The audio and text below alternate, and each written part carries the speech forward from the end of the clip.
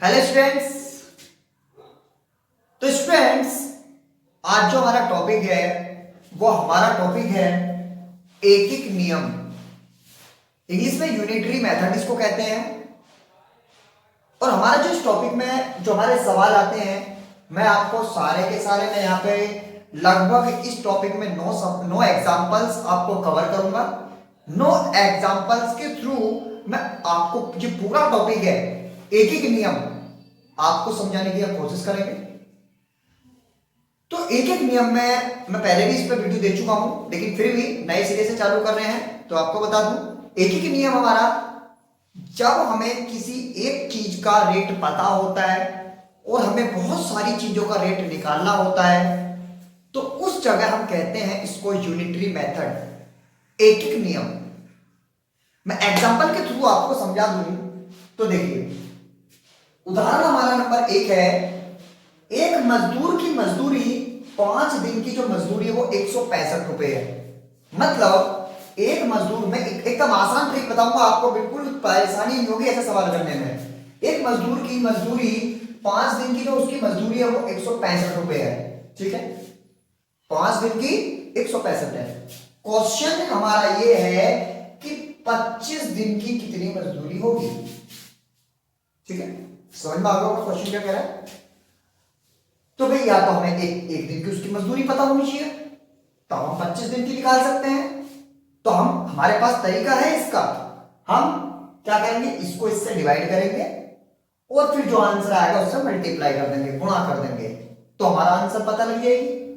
लेकिन चलो मैं आपको एक बात बताता हूं, जब भी आपको ऐसा सवाल आ जाए, भाई एक दिन की मजदूरी बाई चांस मैंने 10 रुपए मान ली, 2 दिन की मजदूरी कितनी होगी, 20 होगी, 3 दिन की 30 होगी। तो जब एक चीज बढ़ती है तो दूसरी भी चीज यहां पर बढ़ रही है। जब कोई ऐसा सवाल होता है जहां एक चीज बढ़े दूसरी भी बढ़े, जैसे एक टॉफी की कीमत 1 रुपए, 2 टॉफी की कीमत 2 रुपए, 3 टॉफी की 3 रुपए। अब आप कहेंगे क्या ऐसा कोई उदाहरण है कि जहां एक चीज बढ़ रही हो दूसरी घट रही हो? होता है। जब मैं इसी का एक सवाल मेरे पास आएगा, जब मैं उसको बताऊंगा तो मैं आपको वहां पे एग्जांपल दूंगा। फिलहाल मेरा सवाल है कि एक चीज बढ़ रही है तो दूसरी भी बढ़ रही है, तो मैं उस संबंध में मैं बात कर रहा हूं। तो मैं उसी सवाल का आपको तरीका बता दूं। आपको क्या करना है कि इसकी गुणा इसके अंदर करो और इसके अंदर इसकी गुणा करो। ठीक है, वाह कर लीजिए आप गुणा। सबसे पहले भाई मैंने कहा इसकी इसमें, तो 25 गुणा 165 और दोनों को बराबर रख दीजिए, बराबर 5 गुणा इसे x मान लो।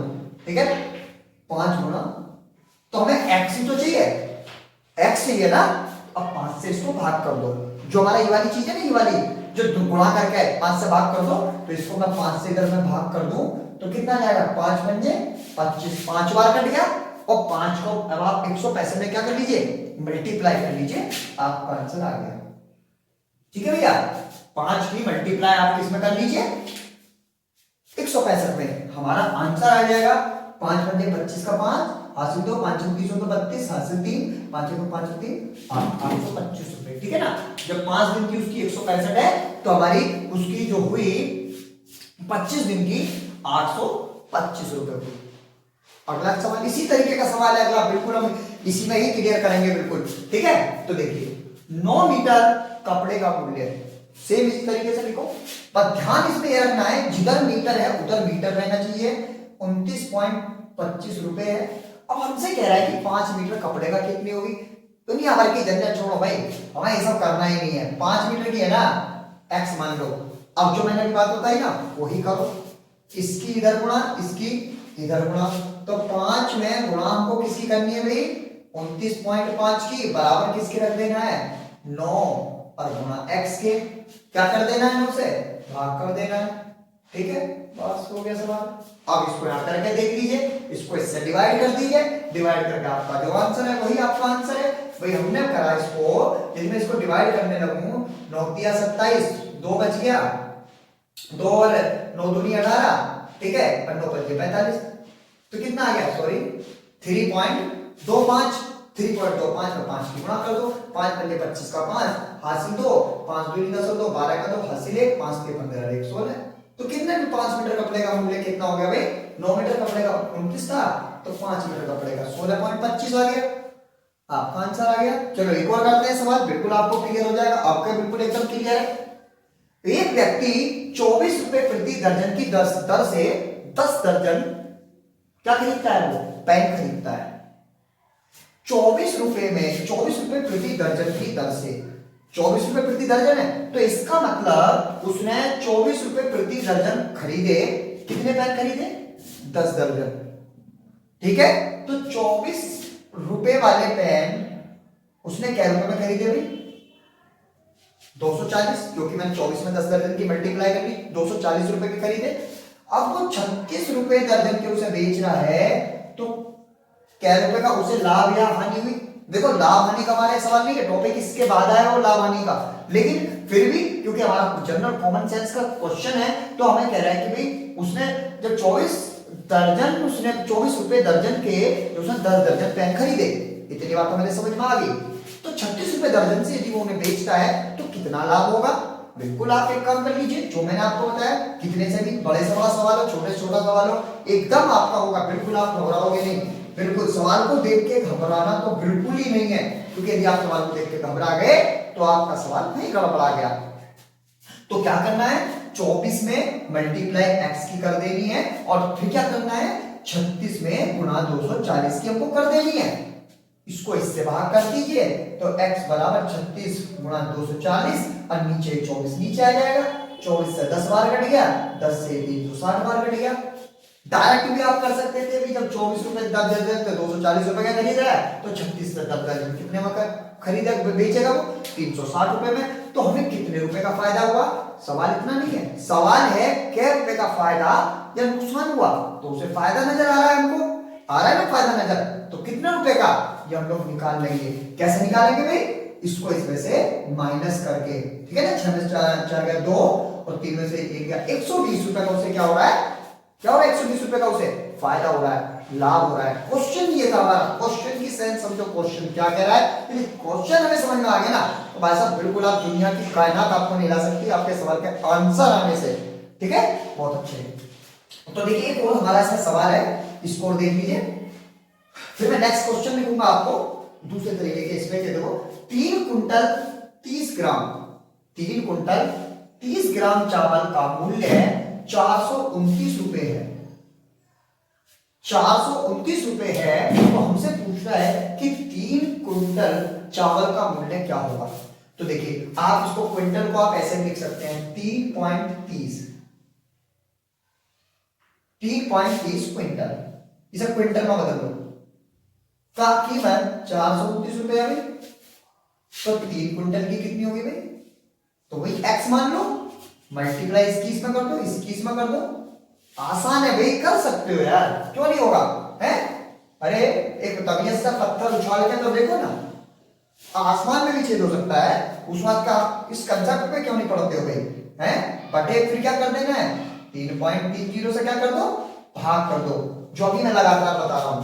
अब आप इसको देखिए, 3 से 3 एकम 3, एक आ गया, एक पॉइंट कट आ गया, 0 बढ़ा लीजिए, 11 से इसको काट दीजिए, 11 तिया 33, कितना बच रहा है 9, 11 9 99। ठीक है ना, 3 कुंटल की कितनी आ गई हमारे पास, 390 रुपए। ठीक है, ओके, बहुत अच्छे, बहुत अच्छी बात है, आपको समझ में आ रहा है, आ रहा है ना।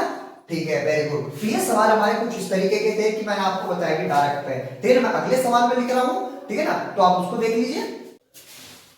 तो आइए स्टूडेंट्स, मैंने आपको अभी एक टाइप के सवाल बताए, अब मेरे सामने जो बोर्ड पर है ये दूसरे टाइप के सवाल है। मैंने जब वीडियो चालू होने से पहले मैंने आपको कहा था कि हमको ये तो पता है कि ये वाले डायरेक्ट के सवाल है, मतलब एक चीज की कीमत पड़ती है तो दूसरे की पढ़नी है। आप कहेंगे भी मैंने एक पेन, मैंने एक कॉपी मैंने 10 रुपए की खरीदी है, यदि मैं 10 कॉपी खरीदूंगा तो 100 रुपए की ही आएंगी। आप कैसे कह सकते हो कि वो घटेगा, मैं बताता हूं घटेगा। मुझे इस पेन को बनाने के लिए, या ये मानो मुझे कोई एक दीवार बनानी है, 4 आदमी इस दीवार को 10 दिन में बना सकते हैं। मैंने माना 4 आदमी इस दीवार को 10 दिन में बना सकते हैं। यदि मैं यहां आदमी बढ़ा दूं, मैं अगर 8 आदमी कर दूं, क्या 8 आदमी भी इसे 10 दिन में बनाएंगे? नहीं, क्या होगा, कम दिन में बनाएंगे। अब क्या ये 5 दिन में बन जाएगी, क्यों, पहले जब आदमी थे तो अब आदमी दुगने हो गए, तो जल्दी अब दुगने स्पीड से काम चलेगा।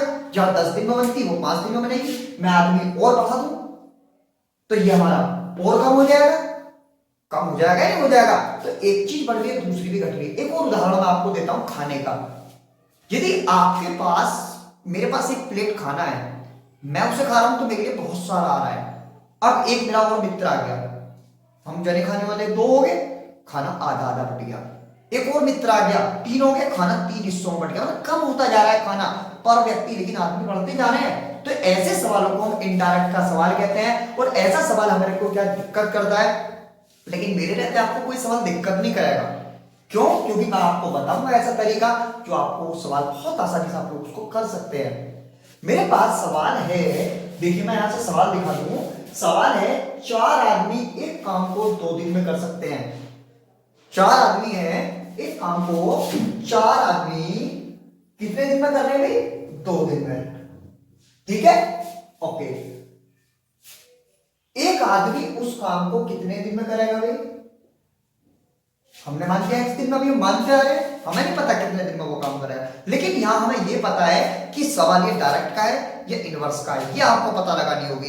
क्योंकि जब मैंने आपको बताया है कि डायरेक्ट का कौन सा होता है, इनडायरेक्ट का कौन सा होता है। जब आपका डायरेक्ट का सवाल होगा, अभी मैंने जो आपको बताया उसमें क्रॉस गुणा कर देनी है।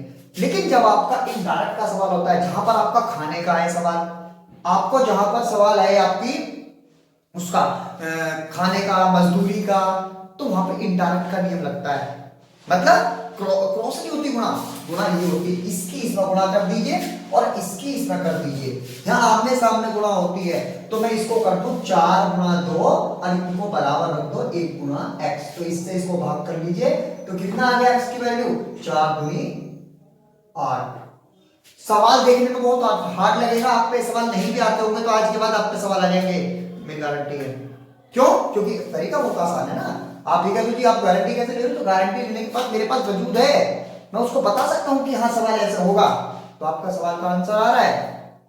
अगला सवाल आप खुद कर सकते हैं, अब बिल्कुल कर सकते हैं। देखिए, करने की कोशिश कीजिए मुझसे पहले। एक किले को 96 आदमी 30 दिन में बना सकते हैं। 96 आदमी कितने बना रहे हैं भाई? 30 दिन में। तो वो हमसे कह रहा है कि भाई 60 आदमी कितने दिन में बनाएंगे? तो 60 आदमी को बनाने के लिए हमने माना x दिन में बनाएंगे। तो क्या करना है? मल्टीप्लाई तो कर दो, सॉरी मल्टीप्लाई नहीं गलत हो गया, डायरेक्ट का सामना करना है, क्योंकि सवाल ये इनवर्स का है। तो इसकी मल्टीप्लाई इसके साथ, इसकी मल्टीप्लाई इसके साथ। तो 96 गुना 30 बटे 60 काट लीजिए, 3 दूनी 6, 48 दिनों में चलेगी वो रसद, यदि 60 आदमी हो जाएंगे। ये हमारा क्वेश्चन है। जब हमारी 30 दिन चलती, अब 48 दिन चलेगी। कैसे? क्योंकि जब दिन क्या करें ना, आदमी घट गए तो दिन क्या होगा? बढ़ जाएंगे। ये हमारा सवाल हो गया। अब देखिए एक सवाल थोड़ा स्पेशल टाइप का आता है, ये आपका इस फॉर्मूले से होगा इसी तरीके से, लेकिन पहले आपको वो तरीका बनाना पड़ेगा। वो तरीका आपको मैं बताता हूं, क्योंकि कई बार ये सवाल आ जाता है और आप उसको नहीं कर पाते हैं। तो देखिए क्या सवाल है? 6 पुरुष या 9 महिलाएं, 6 पुरुष या फिर 9 महिलाएं एक काम को 14 दिन में कर सकती हैं। 14 दिन में कर सकती हैं। उसी काम को 2 पुरुष और 4 महिलाएं कितने दिन में करेंगे? तो एक बात आपको इसमें छोटी सी आपको गौर करनी है, वो मैं आपको बता दूं कि यहां पे एक बात ये क्वेश्चन कहना चाह रहा है। क्या कहना चाह रहा है? तो देखिए मैं आपको इसमें बता दूं कि इसमें 6 पुरुष, 6 आदमी या फिर 9 महिलाएं एक काम को 14 दिन में कर सकते हैं। इसका मतलब 6 पुरुष 9 महिलाओं के बराबर है। यहां पर बस आपको यही बातें गौर करनी है, उसके बाद सवाल आपका पुराना बन जाता है। अब मैं आपको बता दूं, इसका मतलब एक पुरुष 9/6 महिलाओं के बराबर है। ठीक है, 9/6। अब देख लीजिए सवाल हमसे कह रहा है कि 6 पुरुष या 9 महिलाएं एक काम को 14 दिन में कर सकती हैं। तो उसी काम को 2 पुरुष और 4 महिलाएं तो अब हमारा क्या है, देखो क्वेश्चन आप चाहे पुरुष में बना लीजिए चाहे महिला में बना लीजिए, ये आप पर निर्भर करता है कौन से में बनाना चाह रहे हो। क्योंकि मैंने पुरुष को इसमें करा है तो मैं पुरुष ही लूंगा, ठीक है ना। तो देखिए तो कितना है, 6 पुरुष किसी काम को कितने दिन में कर रहे हैं, 14 दिन में। तो हमसे कह रहा है कि 2 पुरुष प्लस 4 महिलाएं, महिलाओं को पुरुषों के बराबर कर लीजिए, 9/6 गुणा 4, ये आपको करना पड़ेगा। क्योंकि एक आदमी 9/6 महिला के बराबर है, तो 4 महिलाएं किसके बराबर है, 4 महिलाएं कितने पुरुषों के बराबर है, 9/6 की गुणा कर दो इसके साथ और बराबर कर दो x। ये आपका सवाल हो गया। बस अब मैं सवाल को रफ कर रहा हूं क्योंकि सवाल आपके समझ में आ गया, ठीक है। अब इसको आप सोल्व कर लीजिए, इसको आप सोल्व कर लीजिए, पहले इसको कर लीजिए। कितना है हमारा कि भाई 9 चौक 36 बटे, पहले 2 से 2 दिया 6, 3 दिया 9, 3 दूनी 6, 6 2 8, सवाल हो गया ये। उसको मैंने सॉल्व कर लिया, अभी जो मैंने सॉल्व कर लिया हमारे 8 आ गया। अब क्वेश्चन वही है, इसकी इसके साथ गुणा, इसकी इसके साथ गुणा, 6 गुणा 14 बटे 8 बराबर x हो गया, ठीक है। 3 दूनी 6, 2 दिया 6 और 2 चौक 8, ठीक है।